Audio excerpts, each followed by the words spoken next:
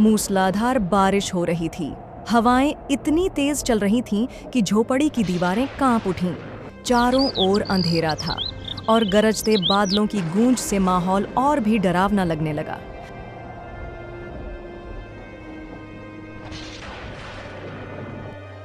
हे भगवान, कब तक यूं ही टपकती छत और भीगे कपड़ों में जिंदगी काटेंगे? जब भी बारिश आती है, गर्मी पड़ती है या ठंड लगती है, हमारी ये झोपड़ी हमें ऐसे ही तड़पाती है। कब तक ऐसे रहेंगे हम रघु? बच्चों की हालत देखो, सब डर गए हैं बादलों की गरज से। गीता, मैं क्या करूं? मजदूरी से तो बस 2 वक्त की रोटी ही मिलती है। छत ठीक कराने के लिए पैसे कहां से लाऊं? ऊपर से इतनी महंगाई बढ़ गई है कि अब सेठ लोग भी मशीनों से ही काम करवा लेते हैं। किसी को मजदूरी पर रखते ही नहीं, नौकरी तो मिलती ही नहीं। बस सब भगवान की मर्जी पर छोड़ दो। रघु, सुबह होते ही काम की तलाश में निकल जाना, क्योंकि कल की रात हम लोगों को इस बरसात में टपकती छत के नीचे अब और नहीं काटनी है। बच्चों की तबीयत खराब हो गई है और हमारे पास इतने पैसे भी नहीं है कि दवाई या सुई करवा सके। हम लोग तो ठंड और बरसात झेल सकते हैं, लेकिन बच्चे नहीं। ठीक है गीता, मैं कल सुबह होते ही काम की तलाश में निकल जाऊंगा। विश्वास रखो मुझ पर, मैं अपने परिवार को और दुख नहीं झेलने दूंगा। सुबह होते ही रघु काम की तलाश में निकल जाता है। सेठ जी, कोई काम दे दीजिए, बड़ी मेहरबानी होगी आपकी। घर में बच्चियां हैं और छत टूटी हुई है। ये बारिश आफत बन रही है। मैं कोई भी काम कर लूंगा। देख रघु, मैं तुझे काम दे देता, लेकिन अब महंगाई इतनी बढ़ गई है कि मैं खुद तंगी में हूं और ज्यादा मजदूर रखने की अब मुझे जरूरत भी नहीं है। हाँ, अगर कोई मजदूर काम छोड़ दे तो मैं तुझे काम पर रख लूंगा। वह हर जगह काम मांगता है, लेकिन कहीं भी उसे काम नहीं मिलता। थक हार कर वह घर जाता है और गीता से बोलता है। गीता, कहीं भी काम नहीं मिला। मैंने हर जगह कोशिश की, लेकिन कोई काम देने को तैयार नहीं है। हर जगह या तो ज्यादा लोग पहले से काम पर है या लोग मशीनों से काम करवा रहे हैं। मैं जंगल से लकड़ियां काट कर ले आता हूं ताकि छत पर डाल दूं, थोड़ी राहत मिल जाएगी। जैसा तुम्हें ठीक लगे।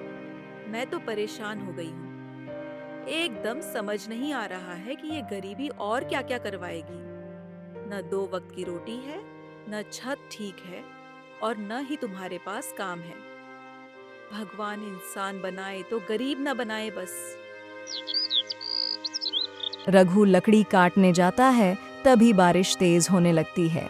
रघु छुपकर एक पेड़ के पास खड़ा हो जाता है, तभी उसे एक आवाज आती है। बेटा, मैं तेरे माथे पर चिंता की लकीरें साफ देख रहा हूं। तू गरीब है, मगर मेहनती और ईमानदार है। याद रख, बरसात की ये कठिनाई बहुत जल्दी खत्म होने वाली है। तेरे भाग्य का सूरज अब चमकने वाला है। बाबा, आप कैसी बातें कर रहे हैं? मेरी तो झोपड़ी भीग जाती है, बच्चे भूखे सो जाते हैं। मेरे जैसे गरीब का भाग्य कैसे बदल सकता है? बेटा, तेरे माथे की ये चिंता की लकीरें मुझे चुभती हैं। तू गरीब है, हाँ, मगर तेरी मेहनत और ईमानदारी किसी खजाने से कम नहीं। ये बरसात का तूफान हमेशा नहीं रहेगा। बहुत जल्द अंधेरे बादलों को चीरकर तेरे नसीब का सूरज चमकेगा। बस हिम्मत मत हारना, आने वाला कल तेरे लिए नया उजाला लेकर आएगा। इतना कहकर साधु बाबा वहां से चले गए। रघु उनके शब्दों के बारे में सोचता हुआ जंगल की ओर लकड़ियां काटने चला गया। रघु घने जंगल में पहुंचकर एक पुराने पेड़ को काटने ही वाला था कि अचानक बादलों की गड़गड़ाहट और बिजली की चमक के साथ उस पेड़ से एक सुनहरी रोशनी फूट पड़ी। उस रोशनी से एक सुंदर देवी प्रकट हुई। उन्हें देखकर रघु घबरा गया। हे देवी, आप कौन हैं? अचानक मेरे सामने क्यों प्रकट हुई? कहीं आप कोई मायावी राक्षसी तो नहीं? कृपा करके मुझे सच्चाई बताइए। डरो मत रघु, मैं कोई राक्षसी नहीं हूँ। मैं इस वर्षावन की देवी हूँ। तुम्हारी मेहनत, सच्चाई और धैर्य ने मुझे प्रसन्न किया है। मैं तुम्हारी एक मनोकामना पूरी कर सकती हूँ। बोलो, तुम्हें क्या चाहिए? वर्षा देवी की बात सुनकर रघु चौंक गया। उसके पास मांगने के लिए सब कुछ था, लेकिन समझ नहीं आ रहा था कि आखिर क्या मांगे। थोड़ी देर सोचने के बाद वह बोला, माता, मुझे समझ में नहीं आ रहा कि मैं आपसे क्या मांगूं। मुझे अपनी पत्नी से पूछने दीजिए कि हमें सबसे ज्यादा जरूरत किस चीज की है। ठीक है रघु, पहले अपनी पत्नी से पूछ लो। जब दोबारा मुझे पुकारोगे मैं तुरंत आ जाऊंगी, लेकिन याद रहे तुम्हें सिर्फ एक ही मनोकामना का अवसर मिलेगा, और वो भी केवल एक बार। गीता, जब मैं लकड़ी काटने जंगल गया तो वहां एक देवी प्रकट हुई।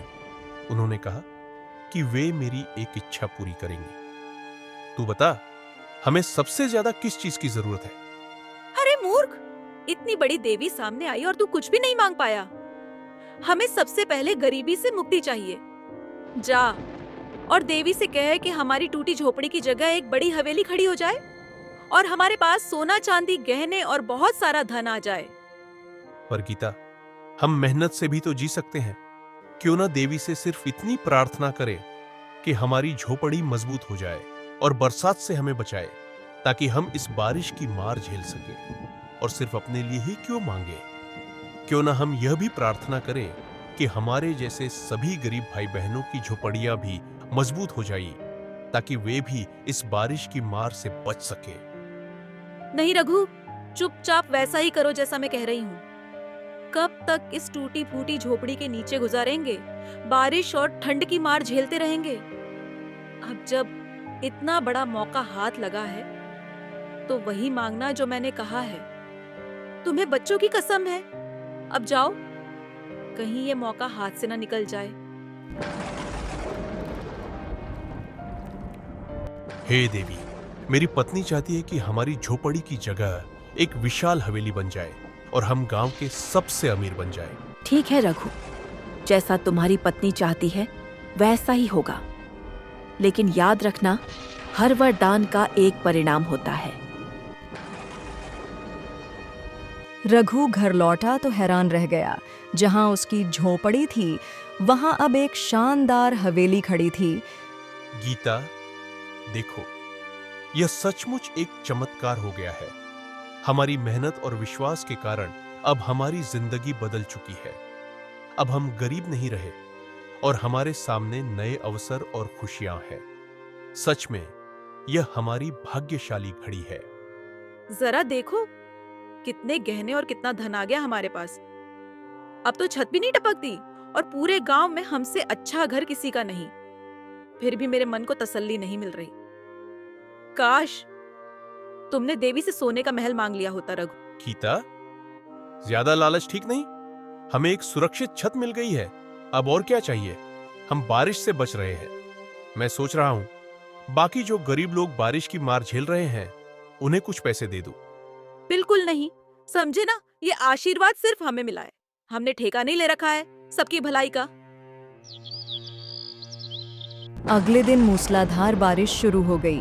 चारों तरफ आंधी तूफान और बादलों की गरज हो रही थी। रघु और गीता अपने बच्चों के साथ अपने अच्छे गर्म कमरे में आराम से बैठकर बारिश का आनंद ले रहे थे। तभी एक गरीब बूढ़े दंपति उनके दरवाजे पर आए और बोले, बेटा, देखो ना कितनी तेज बारिश हो रही है और हमारे पास रहने को छत नहीं है। 2 दिन से हमने कुछ खाया भी नहीं है। वो क्या है ना, हमारी झोपड़ी बारिश और बाढ़ में बह गई। हमारा अपना कोई नहीं है। बस आज की रात हमें अपने घर में रहने दो। अरे माजी बापूजी, आप लोग तो पूरे भीग गए हैं। चिंता मत कीजिए, जल्दी अंदर आइए और जब तक मन करे तब तक रहिए। ये बारिश की मार कितनी तकलीफें देती है, मुझसे बेहतर कोई नहीं जानता। अरे अरे, ऐसा कैसे? अंदर आइए। रघु, तुम्हारा दिमाग ठीक नहीं है क्या? किसी भी गरीब को अंदर ले आओगे? देखो, ये लोग कैसे भीगे हुए हैं। इनको देखकर घिन आ रही है। अगर अंदर आएंगे तो पूरा घर मैला हो जाएगा। मैं नहीं अंदर आने दूंगी इन्हें। बेटी, बस आज रात हमें थोड़ी सी सहारा दे दो। इस तेज बारिश और ठंड में हम बिल्कुल बेसहारा हैं। भगवान तुम्हें हर सुख देगा। हमारी दुआ लगेगी। जैसे ही सुबह होगी हम लोग यहां से चले जाएंगे। कृपा करके हमें आज रात अपना घर की छांव में ठहरने दो। नहीं, बिल्कुल नहीं। निकलो यहाँ से तुम लोग, समझे? ये लोग बड़ा घर देखते ही भिखारियों की तरह चले आते हैं। हमारे यहाँ कोई जगह नहीं है। जाओ यहाँ से। बेटी, कम से कम कुछ खाने को दे दो। सुबह से आसरा की तलाश में भटक रहे हैं हम दोनों। शरीर में चलने की ताकत अब नहीं बची। 2 सूखी रोटी तो दे दो, थोड़ी हिम्मत मिल जाएगी। कोई सूखी रोटी, कोई खाना नहीं मिलेगा। एक बार बोल दिया ना कि जाओ यहाँ से, तो जाते क्यों नहीं तुम लोग? अभी पैसे देखे भी नहीं और तुरंत मदद मांगने चले आए। अब निकलो यहाँ से, वरना धक्के मारकर बाहर निकाल दूंगी। गीता, इतनी निर्दयी मत बनो। हमारे पास किसी चीज की कमी नहीं है और ये 2 लाचार अम्मा बाबूजी कहाँ जाएंगे इस बारिश में? कम से कम गर्म कपड़े और खाना तो दे ही सकते हो ना? तुम चुप रहो और ज्यादा दयालु मत बनो।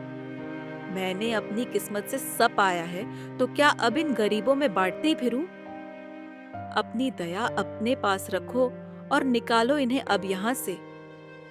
मुझे बारिश का आनंद लेना है। बूढ़े और बूढ़ी वहां से छल के मन से चले जाते हैं।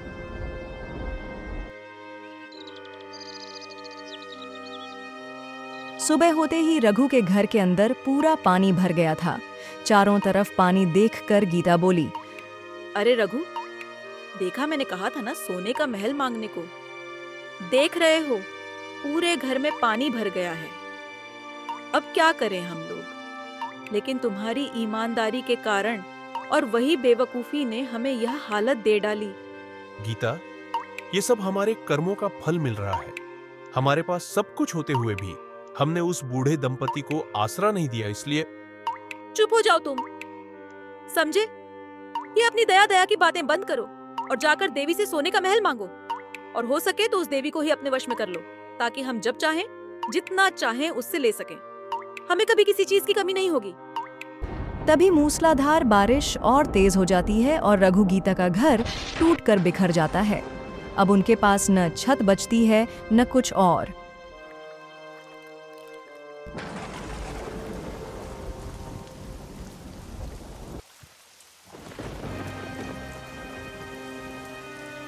गीता, मैंने कहा था ना लालच मत करो। अब देखो क्या हुआ। इस तेज बारिश में कहां भटकेंगे हम लोग? क्या करेंगे? तुम्हारी वजह से आज इन बच्चों को इस बारिश की मार झेलनी पड़ रही है। वो लोग बारिश में भीगते हुए चलते जाते हैं। तभी उन्हें एक छोटी सी झोपड़ी नजर आती है। रघु, देखो, ये छोटी झोपड़ी, इसी में चलते हैं। बस रात कट जाए कैसे भी। बहुत ठंड लग रही है इस बारिश में और बच्चे भी बीमार हो रहे हैं। जैसे ही वो लोग वहां पहुंचते हैं, वहीं बूढ़े और बूढ़ी दरवाजा खोलते हैं। अम्मा बाबा, आज मैं किस मुंह से आप लोगों से कहूं कि मुझे आसरा दे दीजिए, लेकिन फिर भी मैं अपने बच्चों के लिए आपसे भीख मांगता हूं। हमें बस आज रात ठहरने की जगह दे दीजिए। बाबा, अम्मा, मुझसे बहुत बड़ी गलती हो गई है। मैं जानती हूँ कि मेरे कारण आप दोनों का दिल दुखा है, लेकिन मेरा इरादा कभी भी बुरा नहीं था। कृपया मुझे माफ कर दीजिए। मैं आगे से ऐसी गलती कभी नहीं दोहराऊंगी। बेटा रघु, तुम दोनों बच्चियों को लेकर अंदर आ जाओ, लेकिन तुम्हारी पत्नी नहीं आएगी? हमारे घर में मैं उसे आसरा नहीं दूंगी। ऐसा मत कहिए, उससे बस गलती हो गई थी। कृपया उसे भी अंदर आने दीजिए। हमें आपकी मदद की बहुत जरूरत है। रघु, तुम अंदर आओ और बच्चियां भी।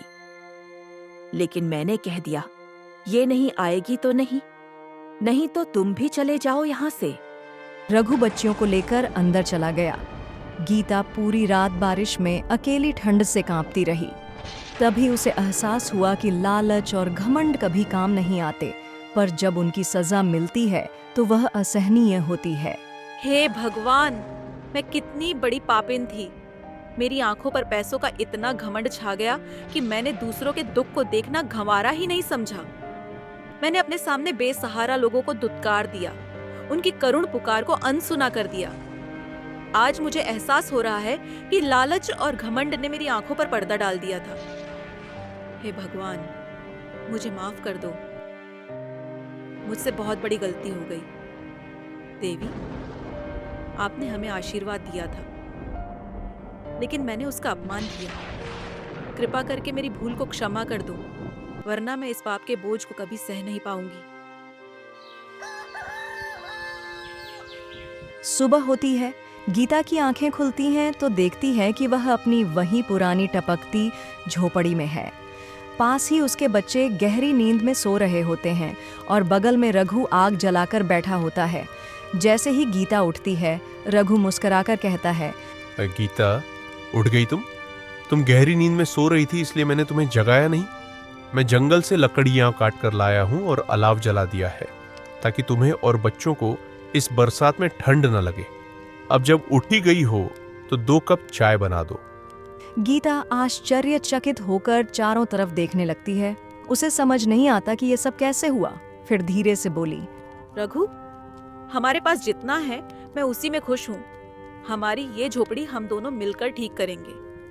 मैं भी काम करूंगी और दोनों मिलकर इसे एक अच्छा घर बनाएंगे। रघु को गीता का बदला हुआ रूप देखकर बहुत अच्छा लगा।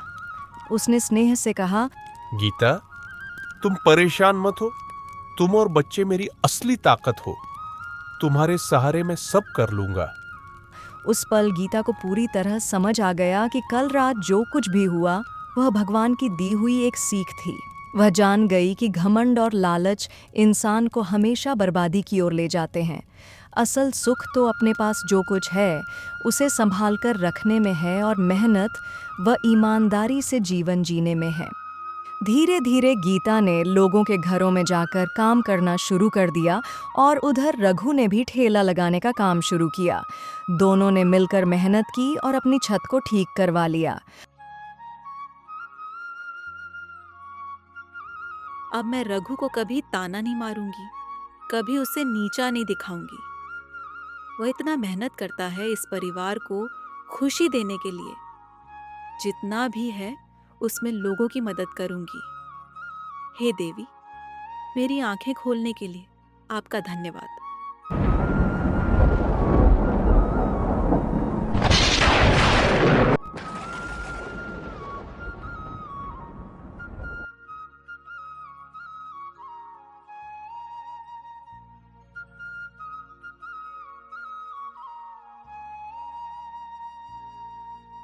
नमस्ते दोस्तों, मैं हूँ निधि। अगर कहानी पसंद आए तो लाइक ज़रूर करें